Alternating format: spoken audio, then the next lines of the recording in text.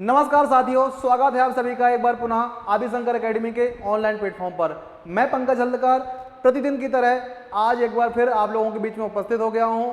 RRB NTPC graduate level की जो परीक्षाएं चल रही हैं उनके प्रश्नों को किस प्रकार से चेंज हुआ है, उनके प्रश्नों में क्या बदलाव हुआ है, एग्जाम हॉल से निकल के आ रहे बच्चों ने क्या प्रतिक्रियाएं दी हैं और बाकी स्टूडेंट ने से बात करने में क्या उनके सुझाव हैं कि किस टाइप के प्रश्नों का समावेश देखने को मिल रहा है आपकी एनटीपीसी की परीक्षा में, उनके बिहाफ में सैंपल पेपर हमने डिजाइन किए हैं। हमारी पूरी एकेडमी की टीम लगातार आप लोगों के लिए प्रयासरत है ताकि आने वाले दिनों में जिन भी छात्रों का पेपर है उनके लिए एक अच्छी हेल्प हो सके, एक अच्छी मदद हो सके।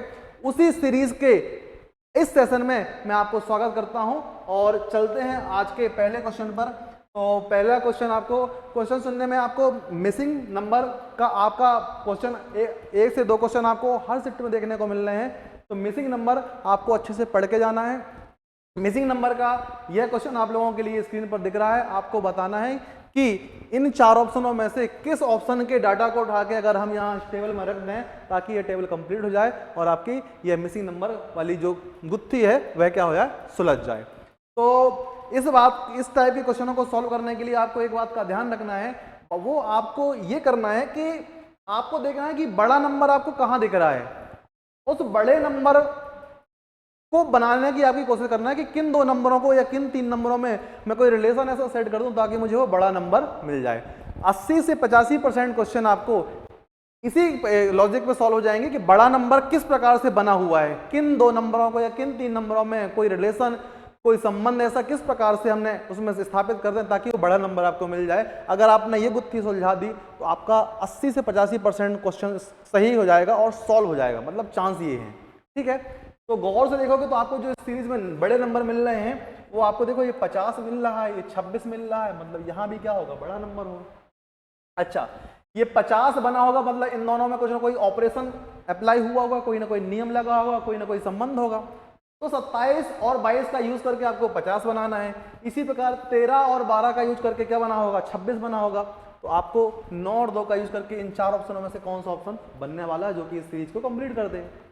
तो गौर से अगर आप देखोगे 27 और 22 को अगर आप ऐड कर रहे हो, जोड़ रहे हो, तो इनका टोटल आने वाला है 49 और इस 49 में अगर आप एक ऐड कर दो तो कितना मिल जाएगा आपको, 50 मिल जाएगा। इसी प्रकार 13 और 12 का टोटल आएगा 25 में अगर आप एक ऐड कर दोगे तो कितना मिल जाएगा, 26 मिल जाएगा। तो 9 2 11 होते हैं और 11 में एक जोड़ दिए तो कितना मिल जाएगा, 12, अर्थात ऑप्शन नंबर ए आपका क्या हो जाएगा, बिल्कुल करेक्ट हो जाएगा, एकदम राइट हो जाएगा। ठीक है, तो कुछ नहीं किया है, इन दोनों को जोड़ दिया है, जोड़ने में जो भी आया है उसमें एक ऐड कर दिया है, इन दोनों को जोड़ दिया है, जोड़ने में जो भी आया है उसका एक ऐड कर दिया है। तो 9 और 2 11, 11 में एक और ऐड जोड़ दिया अपन ने, कितना मिल जाएगा, 12, और 12 आपके इस प्रश्न का करेक्ट आंसर। ठीक है, तो मिसिंग नंबर सीरीज आपको बहुत अच्छे, मिसिंग नंबर आपको बहुत अच्छे से पढ़ के जाना है, इसके क्वेश्चन देखने को मिल रहे हैं एग्जाम में। अगला क्वेश्चन आपका रक्त संबंध अर्थात ब्लड रिलेशन चैप्टर से है। इसके भी आपको हर शिफ्ट में क्वेश्चन देखने को मिल ही रहे हैं, तो आपको बहुत अच्छे से इसको पढ़ के जाना है, रिवीजन करके जाना है। और लास्ट क्लास में हमने आपके लिए इसके मिक्स्ड कोडिंग का इक्वेशन वाला जो क्वेश्चन आया था वो अपन ने करना सीखे थे। इसमें थोड़ी सा अपन दूसरे पैटर्न पे चर्चा करने वाले हैं। तो आपको एक क्वेश्चन दिख रहा है कि Meera is the wife of Sachin, Sachin sister is Sharda and she is the wife of Arjun. Arjun is the son of Sharda, Arjun is the brother of Meera, Sonali is the daughter of Arjun, Arjun is the relative of Sonali. Arjun sorry जो अरुण है वह सोनाली से किस प्रकार संबंधित है आपको ये बताना है। ठीक, तो यहां आपको देखना है, हिंदी में क्वेश्चन दिख रहा है कि जो मीरा है वह सचिन की पत्नी है, तो अपन ने बनाई ये मीरा। मीरा है किसकी पत्नी, सचिन की पत्नी, तो ये आ गया सचिन। मीरा सचिन की पत्नी है, तो मीरा सचिन की पत्नी है। अगला, सचिन की बहन कौन है, शारदा, तो सचिन और उसकी बहन एक ही जनरेशन के होंगे, तो यहां आ गई आपकी शारदा। सचिन की बहन कौन है, शारदा, तो ये हो गया। अच्छा, पति पत्नी के बीच में अपन इस प्रकार का रिलेशन बताएंगे, और भाई बहन बहन के लिए अपन सीधी लाइन का प्रयोग करने वाले हैं। ठीक है, अच्छा, तो शारदा है वह अर्जुन की पत्नी है, तो शारदा किसकी पत्नी है, अर्जुन की पत्नी है।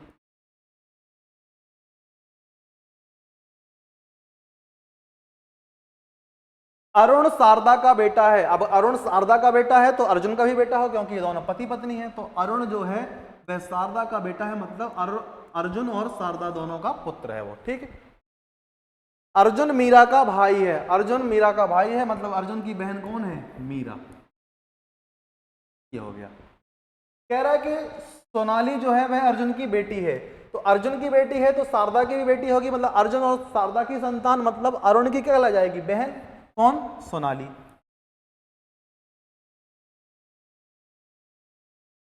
ये बहन होगी, ठीक।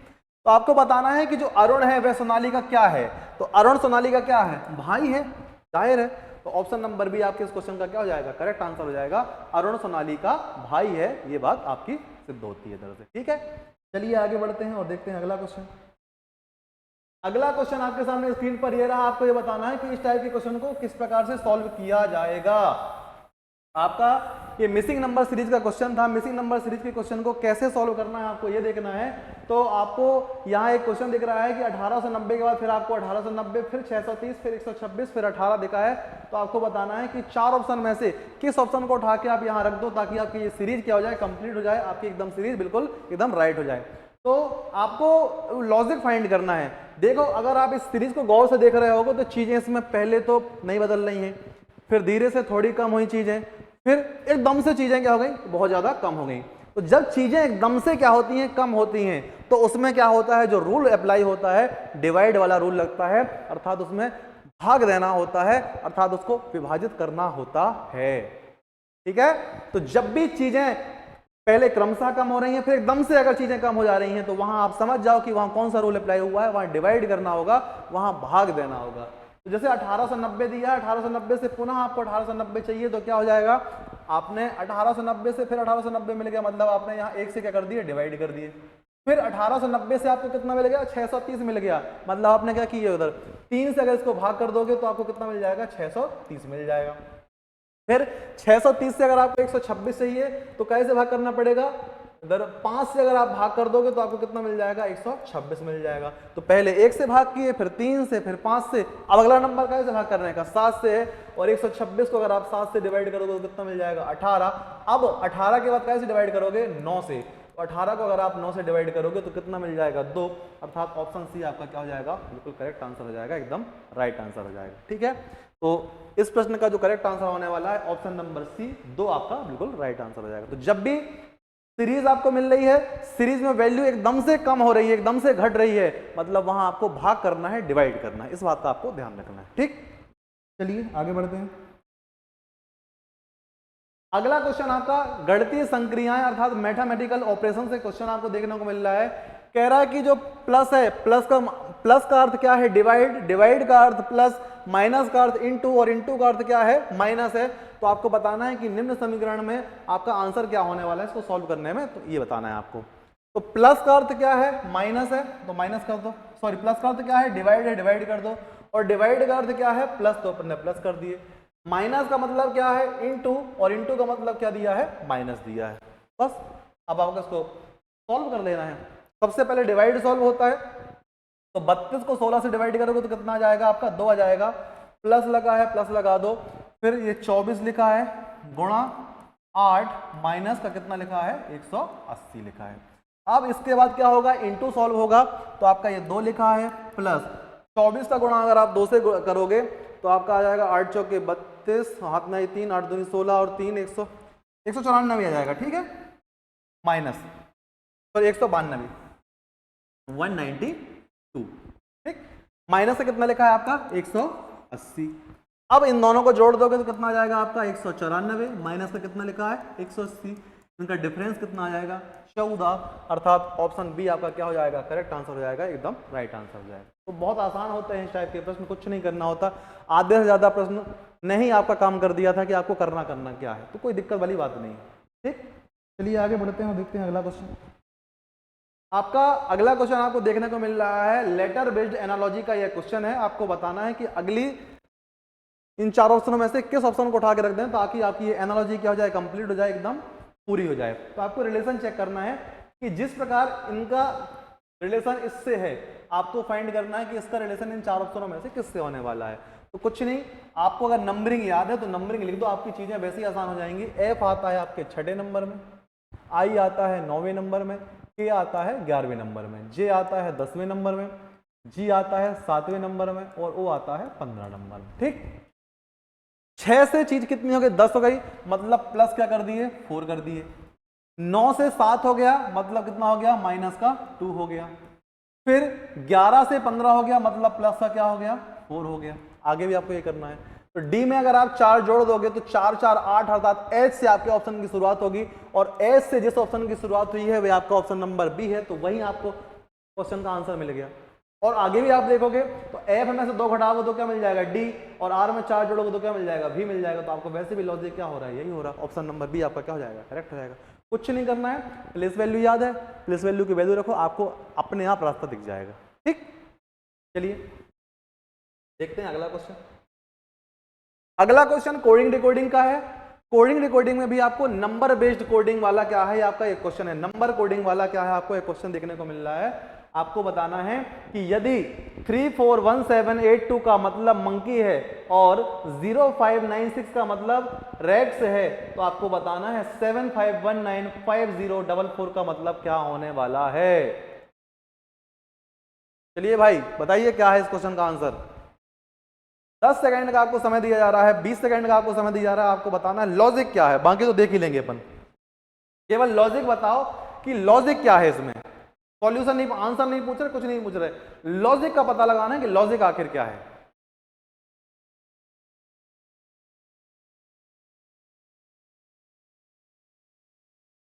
चलिए देखते हैं। अगर आप गौर से देखोगे कि आपसे जो चीज पूछी गई है, इसमें जो भी नंबर आए हैं, ये नंबर, इनमें से कोई भी एक ऐसा नंबर नहीं है जो पहले आपको ना दिखा हो। मतलब 75195044 आपको जो पूछा गया है, इसमें जो भी नंबर यूज हुए हुए हैं, इन नंबरों की कोडिंग आपको यहां और यहां आपको पहले से बता दिया गया है। जैसे आपको यह बता दिया गया है कि 3 का मतलब क्या है? एम है। 4 का मतलब क्या है? ओ है। 1 का मतलब क्या है? एन है। इसी प्रकार से आगे आपको सभी के मतलब बता दिए गए हैं। तो आपको यह पता करना 7 का मतलब क्या है। तो 7 देखो, 7 आपका यहां से 1 2 3 चौथे नंबर में है, और यहां से चौथे नंबर में क्या है? के है। मतलब 7 के लिए जो कोडिंग हुई है वो क्या हुई है? के हुई है। तो के से ऑप्शन नंबर ए की शुरुआत होती है और ऑप्शन नंबर डी की शुरुआत होती है, तो वो आपके अभी इस रेस में बने हुए हैं। बाकी बी और सी की यहां से छुट्टी हो जाती है। दूसरा लेटर यहाँ ए है, दूसरा लेटर यहाँ ए है। ए हमारी हेल्प नहीं करने वाला, तो हम दूसरे लेटर को चेक नहीं कर रहे हैं। तीसरा देखो, तीसरा इसमें और इसमें क्या है? डिफरेंट है। एक के लिए क्या कोडिंग हुई है आप ये पता लगा लो। तो एक के लिए यहां से तीसरा और यहां से तीसरा क्या? एन, मतलब थर्ड लेटर क्या होने वाला? एन। फर्स्ट लेटर के, तो first letter K, third letter N option number A में मिल रहा है, तो आपका ऑप्शन नंबर ए क्या हो जाएगा? बिल्कुल करेक्ट हो जाएगा। तो बिल्कुल आसानी से आपने इस क्वेश्चन को क्या कर लिए? सॉल्व कर लिए। ठीक है, तो नंबर बेस्ड कोडिंग का आपका क्वेश्चन था, और इसमें डायरेक्ट कोडिंग दी गई थी कि 3 के लिए कोडिंग एम, 4 के लिए ओ, 1 के लिए एन, ऐसी आपको क्या मिल रही थी? कोडिंग मिल रही। ठीक है, चलिए अगला क्वेश्चन देखते हैं। अगला क्वेश्चन फिर से आपको सीरीज का क्वेश्चन है, और आपकी ये लेटर बेस्ड सीरीज का क्वेश्चन है। आपको बताना है कि जिस प्रकार गेम के बाद डी सी जे आया है, फिर ए ई जी आया है, फिर एक्स जी डी आया है, तो आपको बताना है कि अगला कौन सा आपका ऑप्शन यहां उठा के रख दो ताकि आपकी यह सीरीज क्या हो जाए? कंप्लीट हो जाए। तो देखते हैं। जी आता है आपके 7वें नंबर में, डी आता है चौथे नंबर में, ये आता है 1 को 27 भी लिख देते हैं स्थिति परिस्थिति बस। एक्स आता है आपके 24वें नंबर में। अच्छा, 7 से 4 हुआ, 4 से 1 हुआ, फिर कितना हो गया? 24। तो यहाँ 3 की क्या हो रही है? सब में कमी हो रही है, तो अगला नंबर में भी 3 की कमी होगी, और 24 में से अगर 3 जाएंगे तो कितने बचेंगे आपके? 21। अर्थात आपकी शुरुआत किससे होगी? यू से होगी। तो यू से यहाँ सी और डी में शुरुआत हो रही है, तो अभी आपका सी और डी बने हुए हैं। अच्छा, ए के बाद आपको मिल गया सी, मतलब कितना जोड़ दिए? 2 जोड़ दिए। सी के बाद ई मिल गया, यहां भी कितना जोड़ दिए? 2 जोड़ दिए। ई से जी मिल गया, यहां भी 2 जोड़ दिए। तो जी में 2 जोड़ दोगे तो क्या मिल जाएगा आपको? 7 2 9, अर्थात आपको आई मिल जाएगा। तो यू के बाद आई, तो ऑप्शन नंबर सी भी गलत, ऑप्शन नंबर डी आपका क्या हो जाएगा? एकदम राइट आंसर। ठीक है, तो आपको ये भी अच्छे से पढ़ के जाना इस टाइप के प्रश्नों को भी। अगला क्वेश्चन आपको स्टेटमेंट एंड कंक्लूजन, अर्थात आपका स्लॉक्स चैप्टर का क्वेश्चन है। आपको बताना है कि आपको एक कथन दिया गया है, उसमें बोला गया, एक कथन नहीं आपको, सॉरी, एक कथन, दो कथन और तीन कथन आपको दिए गए हैं। इन तीन कथनों के लिए आपको क्या दिए गए हैं, अलग अलग दो, इन तीन कथनों के लिए आपको अलग अलग तीन निष्कर्ष दिए गए हैं। आपको बताना है कि इस कथन के लिए इन तीन निष्कर्षों में से कौन से निष्कर्ष सही है, क्या एक सही है, दो सही है, तीनों सही है कि तीनों गलत हैं, क्या है, आपको ये बताना है। तो आपको बोल रहा है कि सभी औजार स्पेनर हैं, सभी औजार, सभी औजार स्पेनर हैं। कुछ स्पेनर बर्तन हैं, कुछ स्पेनर बर्तन हैं।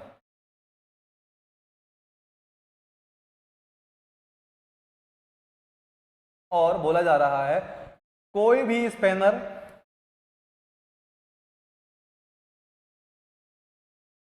आयरन नहीं। सबसे पहले पॉजिटिव नेगेटिव और प्लस माइनस लिख लो आप, फिर 100 और 50 की वैल्यू लिख लो। ये सेंटेंस पॉजिटिव है, ये भी पॉजिटिव है, और ये भाई साहब कैसे हैं, नेगेटिव हैं। अच्छा, पहला आपको चाहिए औजार और आयरन में रिलेशन। तो औजार और आयरन के लिए आपको देखो चेक करो क्या औजार और आयरन के एक सिंगल स्टेटमेंट में है, नहीं है तो मर्ज करना पड़ेगा, है ना।